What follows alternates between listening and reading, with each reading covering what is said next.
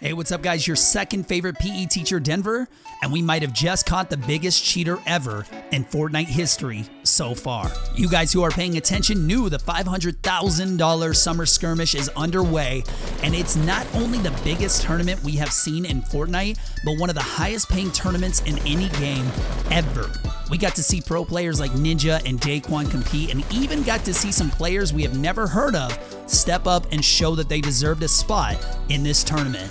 After all that, we have one winner. But did he actually win with just skill and knowledge, or did he cheat his way to over $100,000? A thread popped up on Reddit this morning titled, "A crime was committed yesterday during the Saturday skirmish.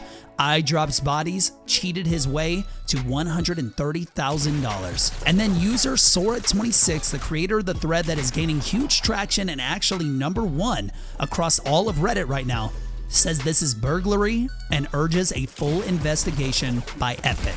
So this is a big deal, right? This is a massive amount of money, truly life-changing money, and on par with basically winning the lottery.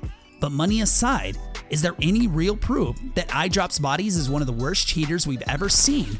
Or is he just a talented player that now has thousands of people basically calling for his head? Sora26 dives right in with the accusations that Eyedrops had his friends joining and feeding him kills all game, every game that he played. Honestly, it wouldn't be too hard, just a few new email addresses and a quick log out, log in.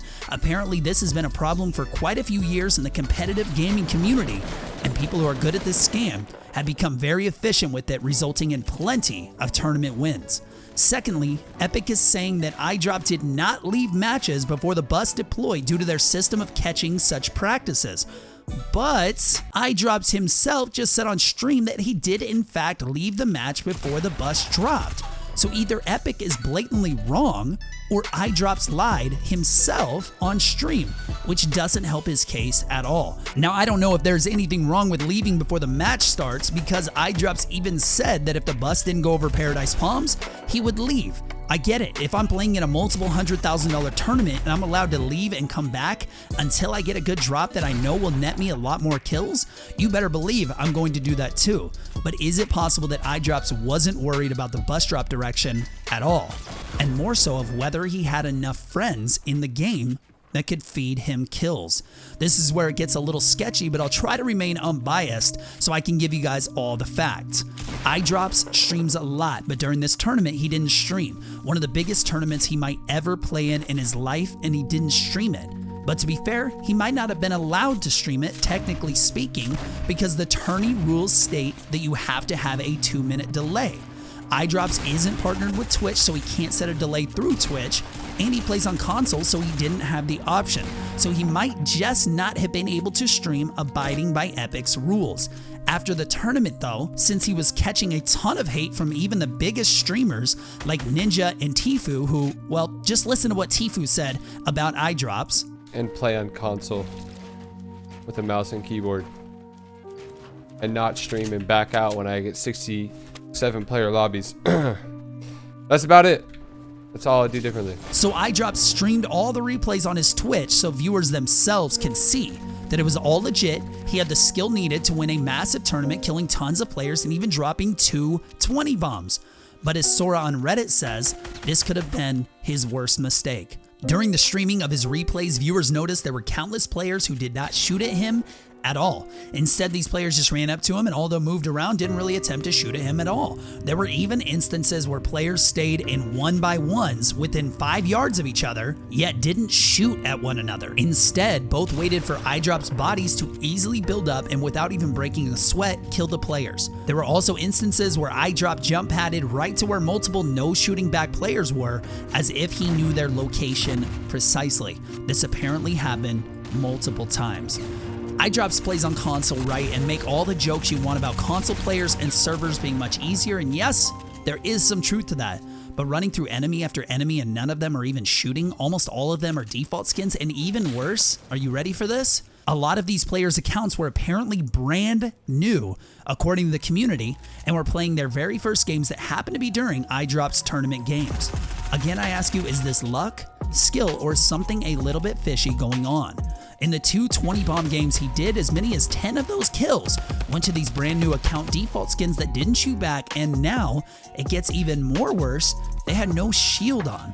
No big deal, right? A lot of people that die in Fortnite have no shield on, except that when a lot of these players died, they dropped minis, big shields, and med kits. That's even a yikes from me, because that is some seriously strong evidence, especially since this has been happening before in gaming tournaments. People have been banned for it often, and it's been done for a lot less money. Like I said, I'll try to be unbiased though. These are just the facts that we know so far. In iDrop's defense, he seems to be a pretty good player with a 19% win rate. He has a 7.11 KD ratio, which matches up with even some of the best pros out there. So it looks like he could just be a really good player and getting a ton of unnecessary hate. Remember to tell me what you think down in the comments right now. Some bigger YouTubers and pros of Fortnite, and even pros who played with iDrops in the competitive Destiny days, defended him on Twitter, saying that he is legit. He deserved the win and the huge amount of money. Check out what Wish You Luck said about the situation. Large org players are attacking a player, slandering a player, bringing nothing but hate to a player because they don't know the player. I think the solution for this entire situation is very simple. I think, in my opinion, Epic Games should no longer invite them to tournaments. And how idiotic they're acting, as if this is the only tournament that's ever gonna happen in Fortnite. Oh no, you didn't win it. Get over it. If someone's cheating, I promise you Epic Games is gonna figure out that they're cheating. Don't invite these kids to another event, ever. This is so dumb. But here's the thing. None of them address the fact that iDrops had a 4.5 KD so far in Season 5 until the tournament started. Then it went up to over 7. Take a look for yourself. Here are the games that counted towards his winning score of 184. Super high kill games in there and good consistency, minus 2 games in a row where he got 1 kill and no kills, which honestly just happens to the best players in the game. Sometimes you drop, there isn't a gun, you scramble, but there's only so much you can do. Those were the tournament games, and here are the most recent games he has played on his account: a 10, an 11, and a 16 bomb. Not bad at all. But there are 4 0-kill games and 3 games under 5 kills over the course of 12 games. That means that in 6 of these games, he only got 8 kills total. But this might mean nothing, considering he isn't in a tournament in these games and maybe just messing around and finding different strategies. Apparently, big streamer Nick Merckx, who we all know is really good at Fortnite, especially considering that he also plays on console, was able to do really well in the tournament, getting a 3rd place finish, and that might just show that console players who play against other console players have an advantage in the tournament due to a lower amount of skilled enemies. Nick pulled an insane 159 points for 3rd place, and then if you don't know the name, you better get to know it. FaZe Cloak got 165 points to put him in 2nd place. 1st place was iDrops with 184 points. These were the final standings, and points accumulated all are pretty close together. From 4th place to 16th place is a difference of like 10 points in all those players, including Ninja and Tfue. 1st place beat 2nd place by almost 20 points alone. Now, some people are bringing up console players using mouse and keyboard, and guess what? That is not against the rules and totally fair play for any player to use them, whether it be a regular game or a $500,000 tournament game. So if iDrop's bodies did use a mouse and keyboard, he is allowed to, and that has no bearing on the outcome of the match. Any player on this list can play console with a mouse and keyboard, so we don't even need to pay attention to that. And I don't even know why that is being discussed. Yes, it can provide an advantage against console players, but that option and advantage is open to all, and although it may be looked down upon, is not cheating. Feel free to check iDrop's Twitter, as he has not backed down and he is making his stand, because after all, he could be 100% innocent, and now, instead of enjoying a massive win and $130,000, he is getting hate from all sides and being called a cheater. Also on his Twitter, he said his Twitch got suspended. This was kind of out of nowhere, and he says it has nothing to do with the tournament. It was from something that he said back when he was playing Destiny. So no clips, no video from his channel for us to see for ourselves that it was skill over cheating, which is unfortunate, because there was a clip circulating of iDrops playing. He was fighting 2 enemies while missing several shotgun shots from close range and really struggling to kill the enemies. He did eventually kill them, and like me, probably like you guys too, could have just choked in a fight since it was only a single clip of a single fight. Now let's get to the results. What will Epic do about this, and how will the community take it? Epic moved pretty fast in this investigation and already put out a statement like 30 minutes ago, and here it is. The Epic employee says iDrop's Bodies was unable to stream the event due to a Summer Skirmish rules requirement of a 2-minute stream delay for participants who wish to broadcast. This delay cannot be set on the console capture software and is not possible for non-affiliates on Twitch. Following the event, he broadcasted replays of his Summer Skirmish matches. This is true, he definitely did broadcast replays just so everybody can see it, and that's where a lot of the hate actually came from.